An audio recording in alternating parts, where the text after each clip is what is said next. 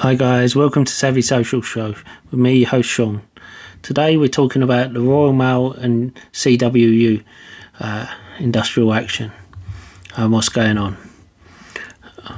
I hope to have more on this next week, but I thought I'd update you.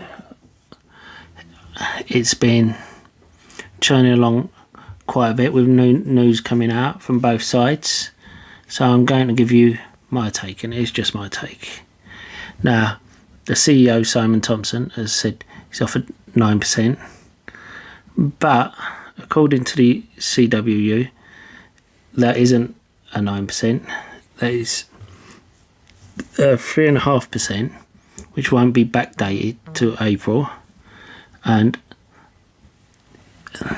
it's going to be 9% over 18 months if the postman hit their targets.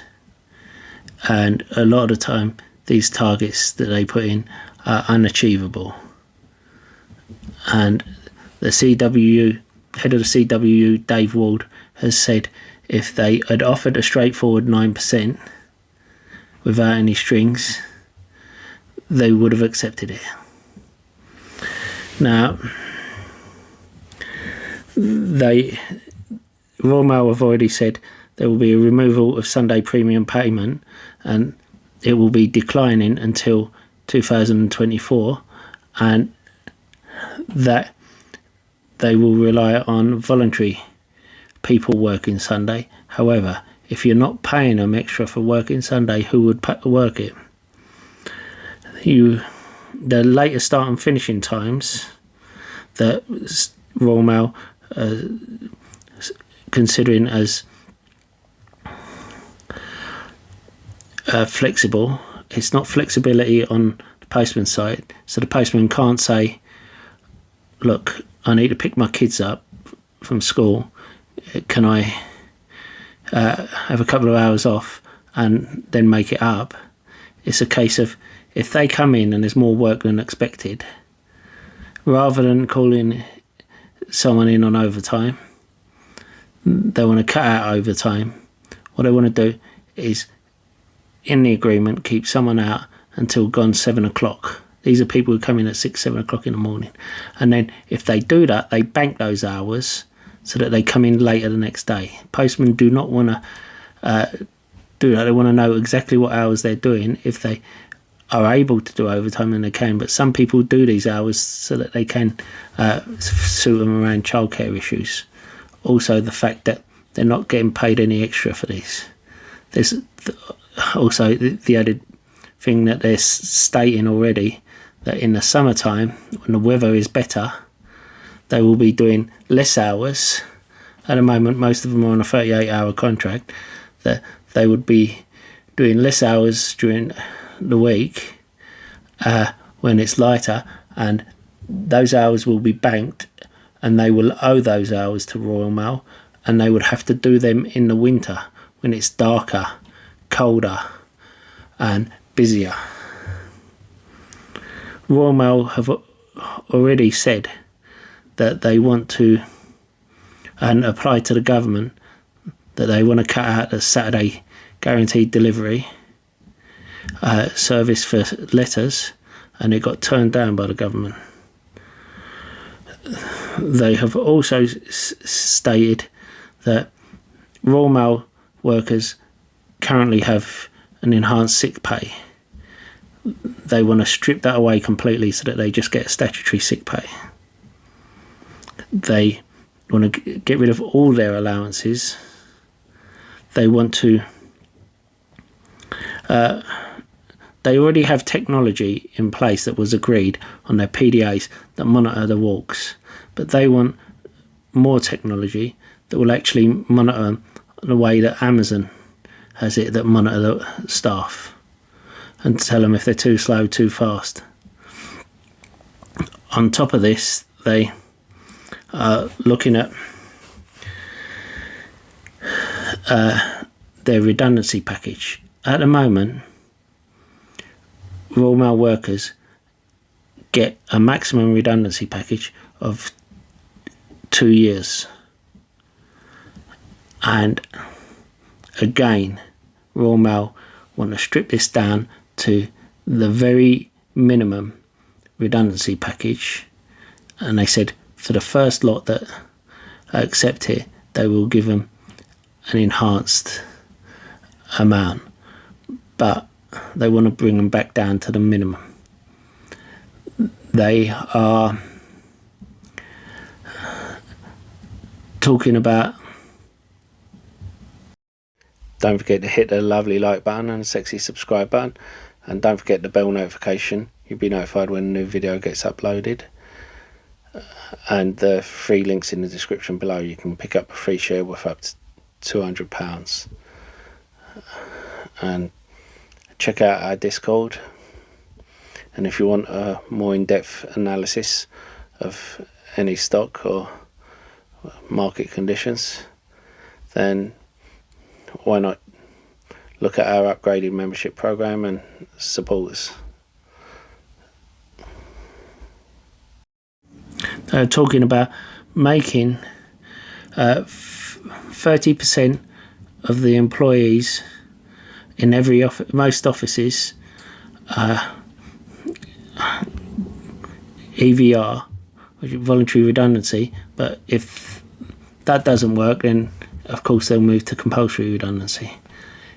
They say they're looking to make a minimum of 10,000 employees redundant, but at the same time they're not getting rid of the agency staff and the temporary staff. They are looking to also take on new staff on worse terms and conditions, worse pay. They're looking to take on owner drivers. They're looking to take on people who they have already signed up to this agreement, which is why CW are saying they want to bring in a gig economy workers. Now, there is also talk of doing all this and more so that they can make it more attractive to someone who wants to buy it out. I don't know if you heard, but Vesa, a fund from abroad, has been increasing its stake from 15% to 25%, and there's talk about them wanting to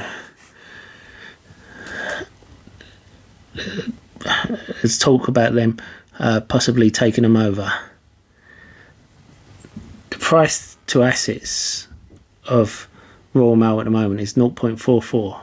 So even if the government wanted good PR and wanted to, they could renationalise Royal Mail, and then they could privatise them again in a few years' time when things were a bit more stable, and they could double their investment. But we know the Tories are not they are not a party for nationalisation, renationalising companies. They're all about maximising their own profits. The thing about this is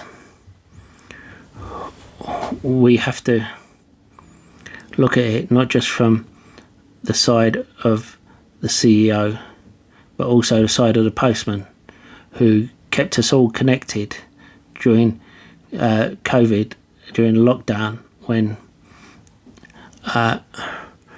they were forced to work,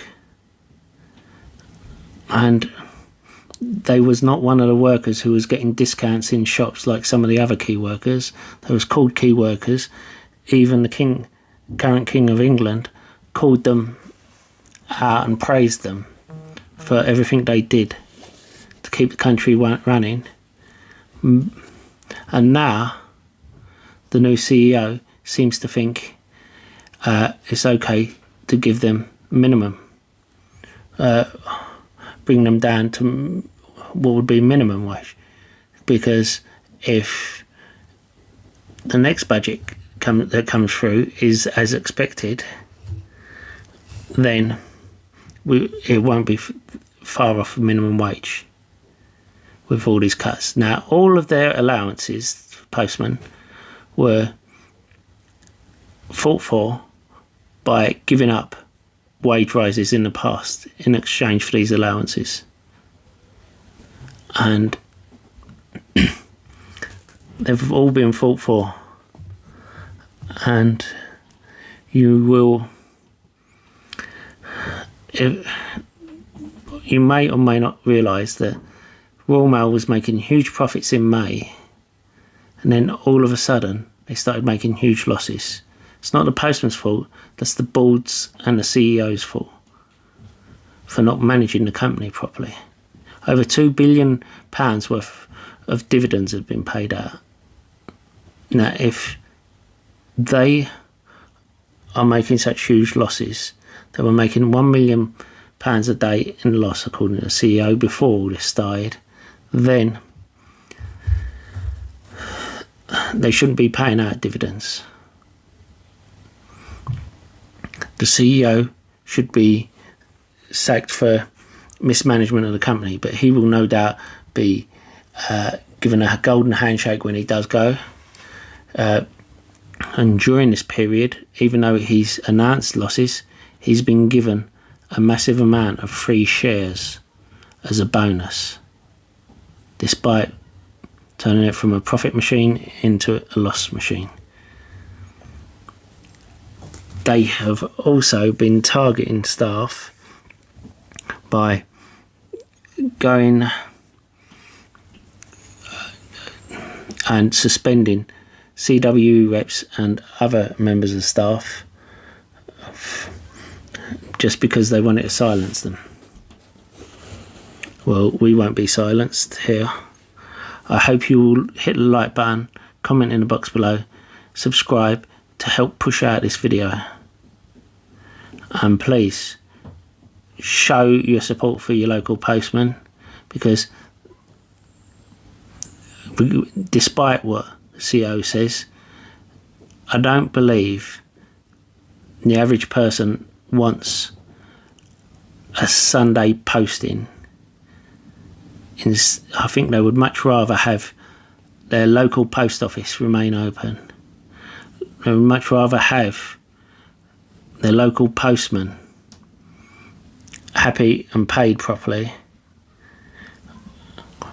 and be able to have the time to deliver to them, rather than operate like Every, who has just been voted the worst in the country, and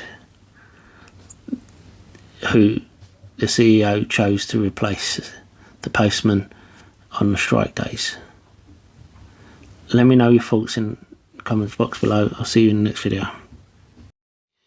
If you found any of my videos helpful and you want to help me make more, you can support me by buying me a coffee. The link is in the description below.